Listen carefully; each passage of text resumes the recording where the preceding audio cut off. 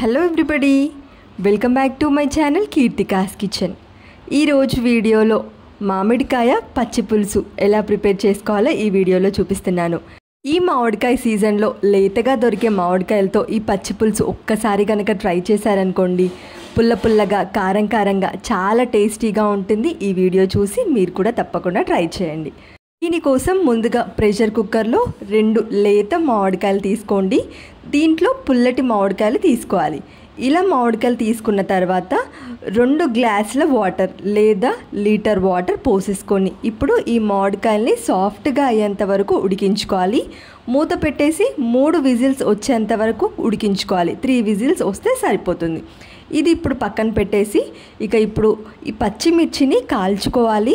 అప్పట్లో మనకు నిప్పు రవ్వలు ఉండేవి కాబట్టి బొగ్గుల పైన కాల్చుకునేవాళ్ళు, కానీ ఇప్పుడు అలా లేవు కాబట్టి ఫోక్ తీసుకొని ఈ ఫోక్ యూస్ చేసి కాల్చుకోవచ్చు. 3 లేదా 4 పచ్చిమిర్చి మీ కారానికి తగ్గట్టుగా ఇలా ఫోర్కి పెట్టేసుకొని కాస్త ఆయిల్ అప్లై చేసేసుకొని ఇక ఫ్లేమ్ని లో టు మీడియం ఫ్లేమ్లో పెట్టుకొని ఈ పచ్చిమిర్చిని 2 వైపులు కూడా కాల్చుకోవాలి. ఇలా మీకు కారానికి తగ్గట్టు 4 లేదా 5 పచ్చిమిర్చి అయినా తీసుకోవచ్చు. ఇక లో ఫ్లేమ్లో పెట్టుకొని కాల్చుకొని వేరే ఒక ప్లేట్లోకి తీసి పక్కన పెట్టుకోవాలి.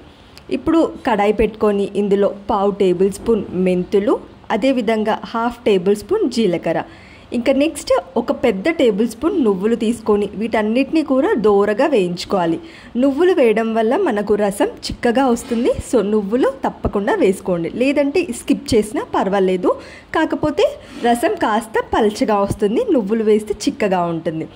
ఇలా వీటన్నిటిని దోరగా వేయించుకున్న తర్వాత రోట్లో వేసుకొని కచ్చా పచ్చగా గ్రైండ్ చేసేసుకోవాలి. ఈ తక్కువ క్వాంటిటీ మిక్సీలో కాకుండా ఇలా రోట్లో దంచుకుంటే టేస్ట్ చాలా బాగుంటుంది. ఇక ఈ పొడిని మనం వేరే ఒక బౌల్లోకి ట్రాన్స్ఫర్ చేసేసుకోవాలి. ఇలా దంచుకున్న పొడిని వేరే ఒక బౌల్లోకి ట్రాన్స్ఫర్ చేసి పక్కన పెట్టేసుకున్న తర్వాత ఇప్పుడు అదే రోట్లో టేస్ట్కి సరిపడా సాల్ట్ వేసుకోవాలి. మీ దగ్గర కల్లుప్పు ఉంటే అదైనా వేసుకోవచ్చు. ఇంకా నెక్స్ట్ మనం ఇందులో ముందుగానే కాల్చుకున్న పచ్చిమిర్చి ఉంది కదా, ఆ పచ్చిమిర్చిని చిన్న చిన్న పీసెస్గా కట్ చేసేసుకొని వీటిని కూడా సాఫ్ట్ పేస్ట్ లాగా గ్రైండ్ చేసేసుకోవాలి. ఈ పచ్చిమిర్చిని కూడా దంచుకోవాలి, మెత్తగా దంచుకోవాలి. మనకు ఈ పచ్చిమిర్చి మరీ పెద్ద ముక్కలుగా కాకుండా సాఫ్ట్ పేస్ట్లా దంచుకుంటే సరిపోతుంది.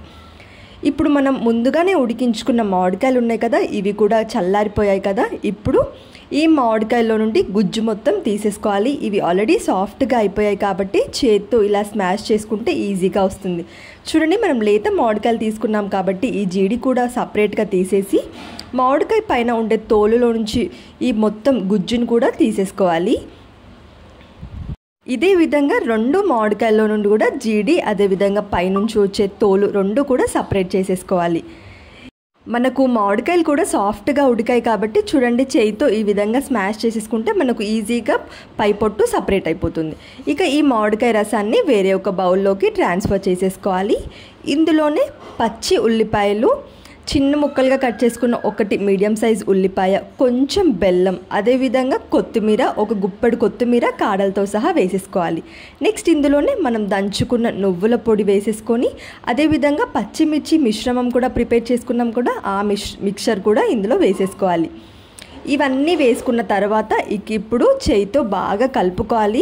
ఇలా కలిపేటప్పుడు లోపల ఉండే ఈ పదార్థాలన్నీ కూడా కొంచెం గట్టిగా మెదుపుతూ ఈ రసాన్ని, మామిడికాయ తురుము అదేవిధంగా ఉల్లిపాయలు ఇవన్నీ కూడా మెదుపుతూ రసం బాగా కలుపుకోవాలి.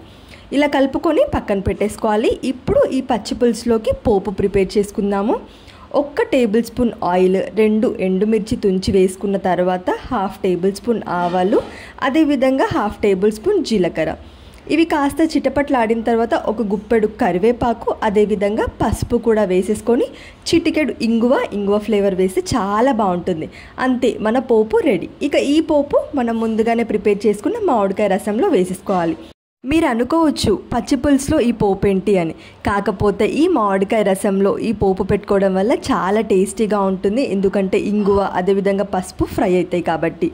ఇక ఈ రసంలోకి ముద్దపప్పులో అయినా లేదా ఏదైనా సైడ్ డిష్గా ఫ్రై పెట్టుకుంటే చాలా టేస్టీగా ఉంటుంది, పుల్ల పుల్లగా కారం కారంగా. ఈ మామిడికాయ సీజన్లో మీరు తప్పకుండా ట్రై చేయండి. ట్రై చేసి ఎలా వచ్చిందో కామెంట్ సెక్షన్లో చెప్పండి. వీడియో కనుక నచ్చితే లైక్ చేసి ఇలాంటి మరిన్ని ఇంట్రెస్టింగ్ రెసిపీస్ కోసం ఛానల్ని సబ్స్క్రైబ్ చేయండి. Thank you for watching.